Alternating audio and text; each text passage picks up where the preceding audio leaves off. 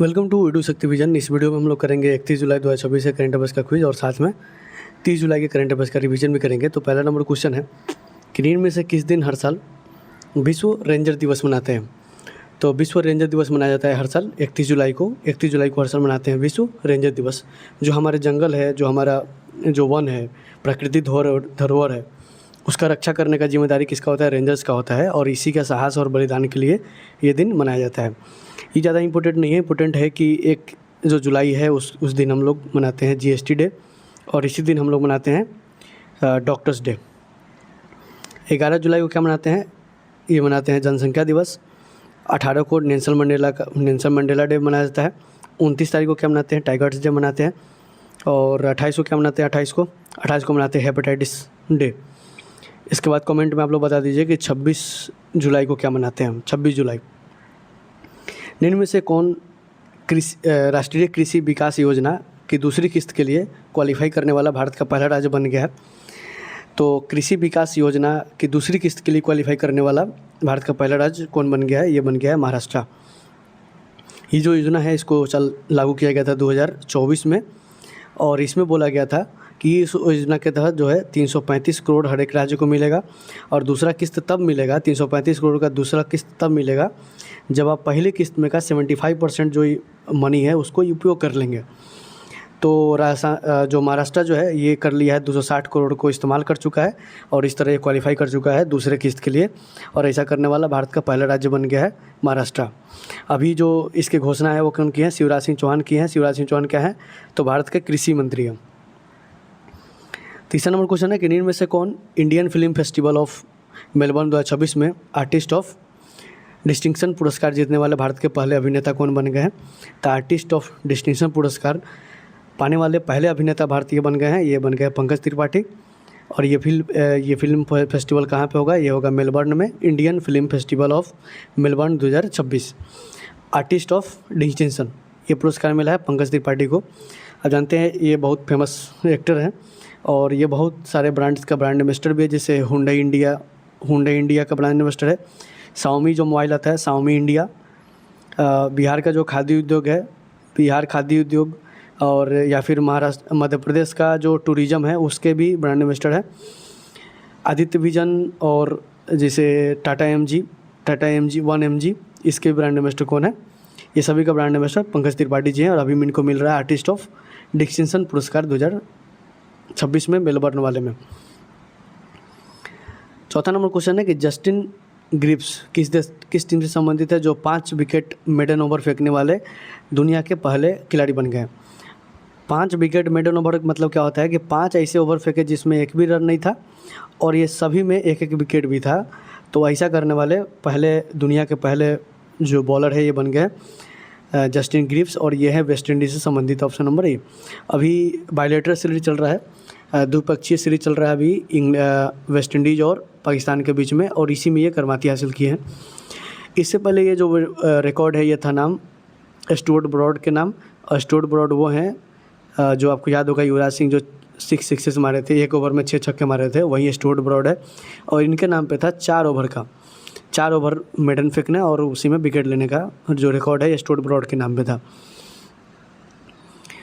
5वां number question, निम्न में से किस राज्य ने चर्चा में रही पूर्वी आइसक्रीम की पहली अंतर्राष्ट्रीय खेप भूटान में भेजी है? तो पूर्वी आइसक्रीम का पहली अंतर्राष्ट्रीय खेप भूटान में भेज दिया गया है। ये किस राज्य से संबंधित है? ये असम से संबंधित है। Option number A. Option number D, Assam से संबंधित है पूर्वी आइसक्रीम, और इसका पहली जो अंतर्राष्ट्रीय खेप है ये भूटान भेज दिया गया है।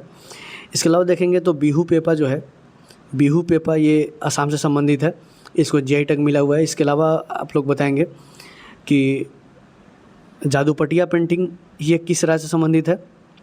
तो ये है झारखंड से संबंधित, इसको भी जीआई टैग मिला हुआ है। सारिंद त्रिपुरा से संबंधित है, इसको जीआई टैग मिला है। बलम खीरा ये है मध्य प्रदेश संबंधित, जीआई टैग अभी प्राप्त हुआ है। तो कमेंट में ठोक के बता दीजिए कि बुरहानपुर केला किस राज्य से संबंधित है जिसको जीआई टैग मिला है। 6वां नंबर क्वेश्चन है कि श्री गुरु रामदास जी अंतर्राष्ट्रीय हवाई अड्डा किस शहर में स्थित है जो हब स्पॉक मॉडल शुरू वाला भारत का दूसरा एयरपोर्ट बन गया है? हब स्पॉक मॉडल द्वारा शुरू करने वाला भारत का दूसरा एयरपोर्ट बन गया है कौन? गुरु रामदास अंतर्राष्ट्रीय हवाई अड्डा। ये कहाँ पे है? अमृतसर में है। और पहला बन गया था लाल बहादुर शास्त्री इंटरनेशनल एयरपोर्ट, जो कि वाराणसी में है। ये मॉडल क्या काम करता है? ये मॉडल करता है, इस मॉडल के जो मेन एयरपोर्ट है वो है इंदिरा गांधी एयरपोर्ट, जो कि दिल्ली में है।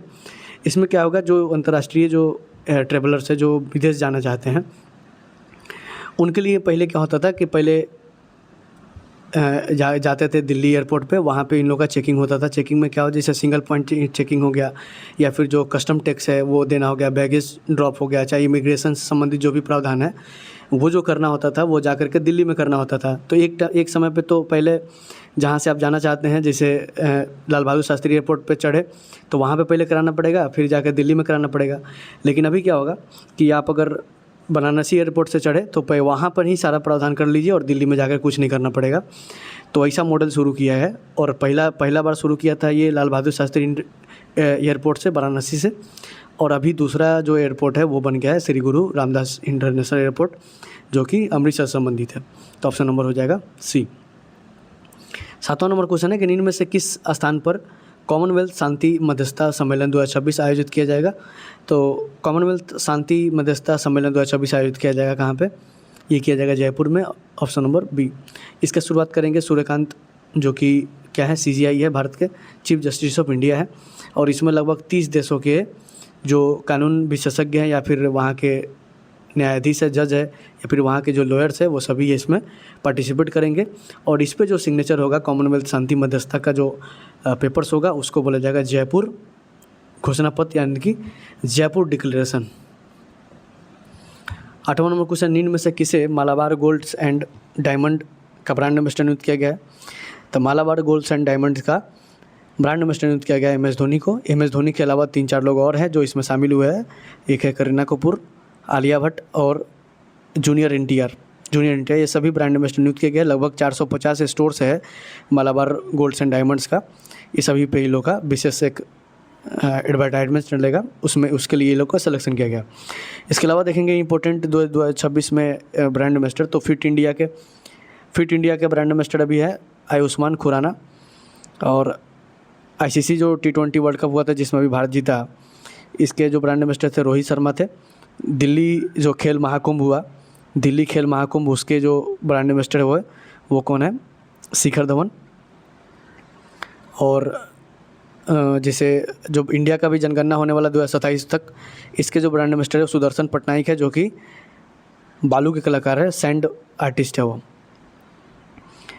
अगले क्वेश्चन पे आते हैं, क्वेश्चन नंबर 9। निम्न में से किसके द्वारा स्थानीय शासन को सशक्त बनाने के लिए दानवीर पहल शुरू किया गया है? तो दानवीर पहल शुरू किया गया है किसके द्वारा? ये किया गया है ministry of Panchayati Raj, option number D. Ministry of Panchayati Raj द्वारा चालू किया गया है दानवीर पहल।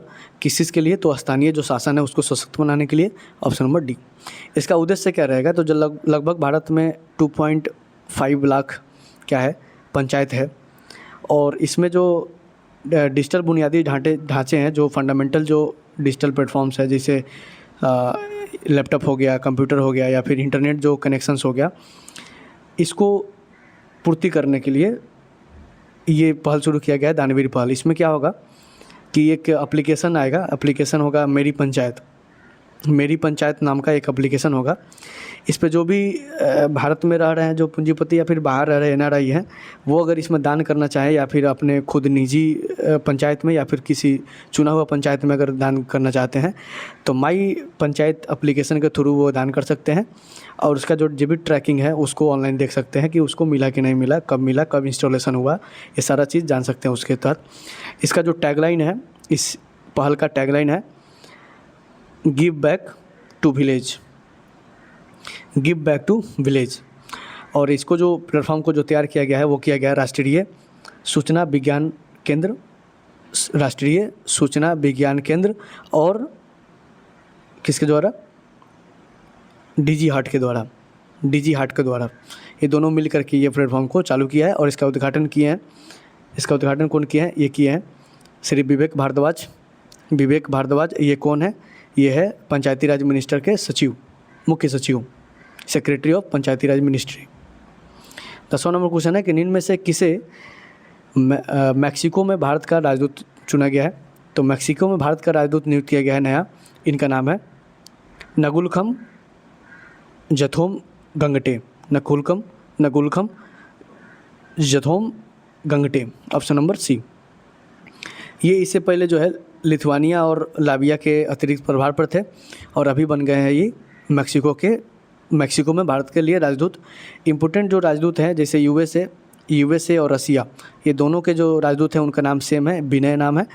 विनय मोहन क्वात्रा यूएसए के हो जाएंगे और विनय कुमार किसके हो जाएंगे, रसिया के हो जाएंगे। इसके अलावा ऐसे ही मैं बताया था कि संदीप भी दो हैं। एक संदीप है जो संदीप आर्या है, ये है भूटान के भूटान के एम्बेसडर, और एक है संदीप चक्रवर्ती जो कि इंडोनेशिया में भारत के राजदूत हैं। इसके अलावा जो पड़ोसी देश है नेपाल, इसको जो एम्बेसडर है राजदूत हैं वो है नवीन श्रीवास्तव।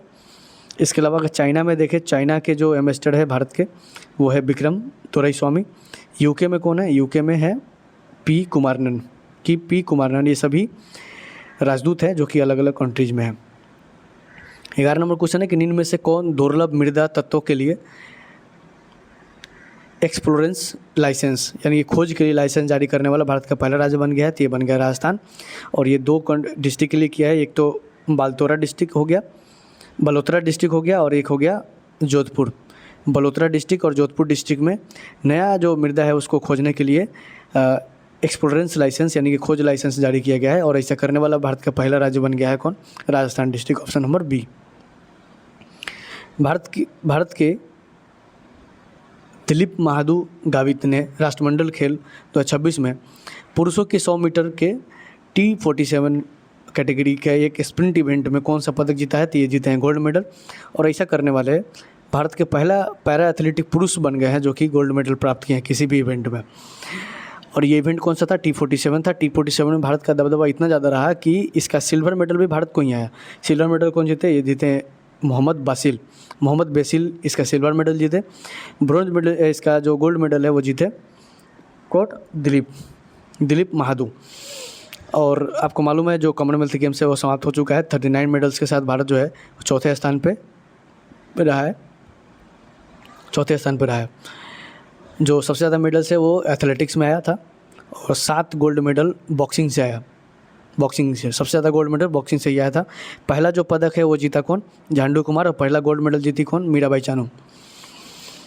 30 जुलाई 2026 से करंट अफेयर्स का क्विज का सिर्फ रिवीजन करेंगे कि भारत का प्रमुख समुद्री और मैन्युफैक्चरिंग हब बनने के लिए किस राज्य सरकार ने ship building and repair policy 2026 को लॉन्च किया है। ये किया है गुजरात गवर्नमेंट ने।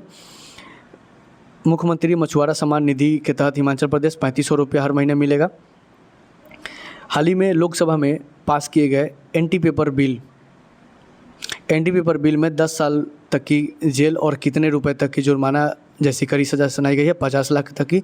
लक्ष्मी योजना को हाल ही में किस राज्य में केंद्र शासित प्रदेश ने मंजूरी दिया है, दिल्ली ने दिया है। और दुनिया में नाविकों को दूसरा सबसे बड़ा आपूर्तिक देश बन गया है भारत।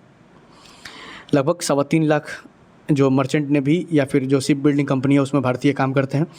जुलाई 2026 में किन देशों ने संयुक्त राष्ट्र को अंतर्राष्ट्रीय आपराधिक न्यायालय ICC से हटने के लिए सूचना दी है, वेनेजुएला और चार्ट दिया है।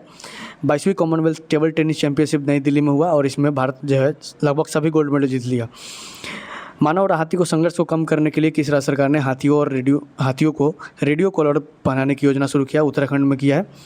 हाल ही में बैक्टीरिया आधारित सेल्फ हीलिंग कंक्रीट ये नीदरलैंड के वैज्ञानिकों ने लॉन्च किया है।